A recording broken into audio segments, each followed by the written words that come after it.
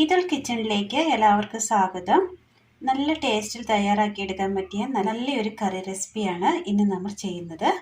അതിനായി ക്യാരറ്റ് ചെറിയ കഷ്ണങ്ങളായി അരിഞ്ഞെടുത്തത്, സബോള ഒരു മീഡിയം വലിപ്പത്തിൽ ചെറുതായി അരിഞ്ഞെടുത്തത്, പച്ചമുളക് 2 എണ്ണം നീളത്തിൽ മുറിച്ചെടുത്തതിന് ശേഷം അതിൻ്റെ നടുവൊന്ന് മുറിച്ചെടുത്തത്, തക്കാളി മീഡിയം വലിപ്പത്തിൽ അരിഞ്ഞെടുത്തത്. ഏകദേശം എല്ലാം സെയിം വലുപ്പത്തിലാണ് അരിഞ്ഞെടുത്തിരിക്കുന്നത്. ഇനി ഇത് എങ്ങനെ തയ്യാറാക്കാമെന്നും കൂടി നോക്കാം. ഒരു മൺചട്ടി ക്ലീൻ ചെയ്തെടുത്തതിന് ശേഷം അടുപ്പത്ത് വെച്ചൊന്ന് ചൂടാക്കിയെടുക്കാം. അതിലേക്ക് ചൂടായി വരുന്ന സമയം എണ്ണ ഒഴിച്ചു കൊടുക്കാം.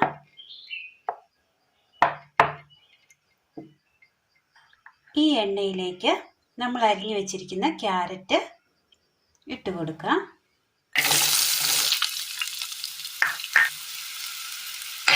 ജസ്റ്റ് ഇതൊന്ന് വാട്ടിയെടുക്കേണ്ടതായിട്ടുണ്ട്. ഇത് നന്നായി ഒന്ന് വാട്ടിയെടുക്കാം.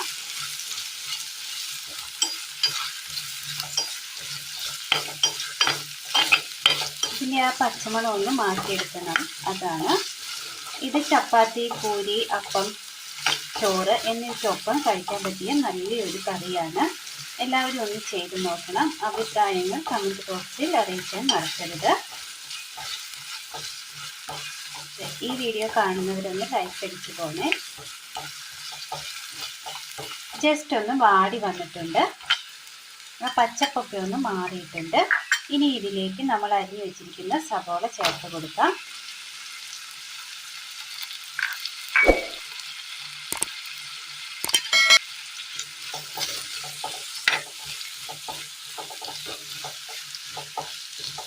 ഈ കറിക്കായിട്ട് നമ്മൾ തേങ്ങ വറുത്തരക്കുകയോ തേങ്ങ അരച്ച് ചേർക്കുകയോ ഒന്നും ചെയ്യുന്നില്ല.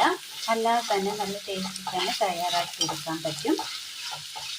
വളരെ സിമ്പിളാണ്. സബോളയുടെയും ആ പച്ചപ്പൊക്കെ ഒന്ന് മാറി കിട്ടിയിട്ടുണ്ട്. ഇനി ഇതിലേക്ക് ആ പച്ചമുളക് കൂടി ചേർത്ത് കൊടുക്കാം. പച്ചമുളക് ചേർത്തതിന് ശേഷം അതിലേക്ക് ഈ തക്കാളി കൂടി ചേർത്ത് കൊടുക്കാം.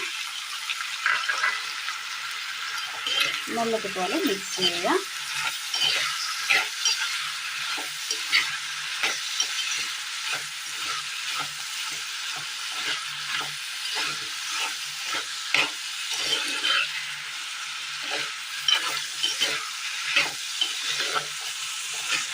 തക്കാളി ഒന്ന് ചേർത്ത് കഴിഞ്ഞ് കഴിയുമ്പോൾ ആ തക്കാളിയുടെ നീരൊക്കെ ഇറങ്ങി വരാൻ, വെള്ളം പോലെ ഇറങ്ങി വരാൻ ചാൻസ് ഉണ്ട്. അതൊന്നും പ്രശ്നമല്ല. അതൊക്കെ വറ്റിച്ചെടുക്കണം. അത് കുക്കായി കിട്ടുമ്പോൾ തന്നെ വെള്ളമെല്ലാം വറ്റിപ്പോകും.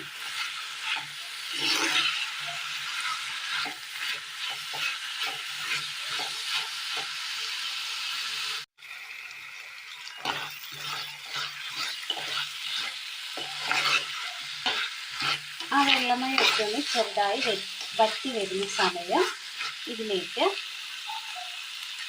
മീറ്റ് മസാല, ഗരം മസാല ഒരു പിഞ്ച്,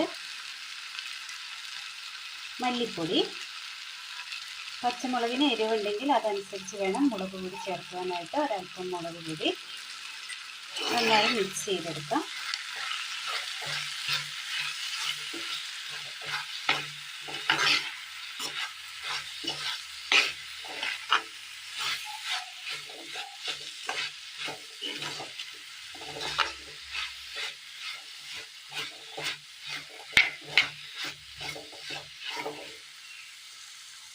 കഷ്ണങ്ങളെല്ലാം ഹാഫ് വേവായി കിട്ടിയിട്ടുണ്ട്.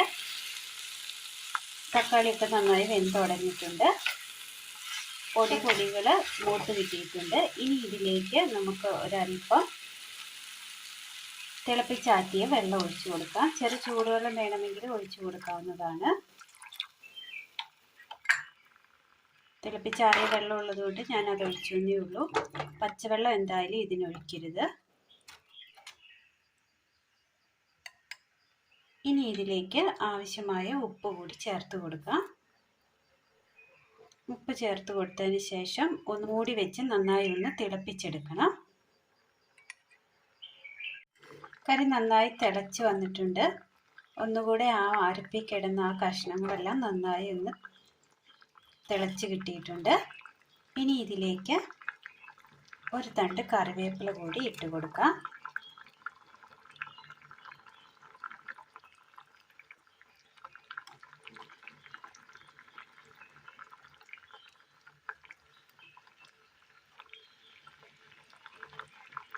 ഇനി ഒരു 5 മിനിറ്റ് കൂടി ഒന്ന് മൂടി വെച്ച് നന്നായി ഒന്ന് തിളപ്പിച്ചെടുക്കാം. കറി നമുക്ക് വാങ്ങി ഉപയോഗിക്കാവുന്നതാണ്.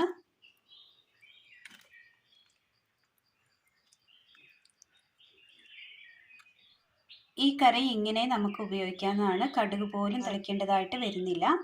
ഇങ്ങനെ തന്നെ കഴിക്കാൻ നല്ല ടേസ്റ്റാണ്. അപ്പോൾ എല്ലാവരും ഒന്ന് ചെയ്ത് നോക്കണം. അഭിപ്രായങ്ങൾ കമൻറ്റ് ബോക്സിൽ അറിയിക്കാൻ മറക്കരുത്. ഒരുപാട് സാധനങ്ങളൊന്നും തന്നെ ഉപയോഗിക്കാതെ നമ്മൾ പെട്ടെന്ന് തയ്യാറാക്കിയെടുത്ത നല്ലൊരു വെജിറ്റബിൾ കറിയാണ്. അപ്പോൾ ഇന്നത്തെ വീഡിയോ എല്ലാവർക്കും ഇഷ്ടമായി എന്ന് വിചാരിക്കുന്നു. ഇഷ്ടമായ ലൈക്ക് ചെയ്യാനും ഷെയർ ചെയ്യാനും സബ്സ്ക്രൈബ് ചെയ്യാനും മറക്കരുതേ. താങ്ക്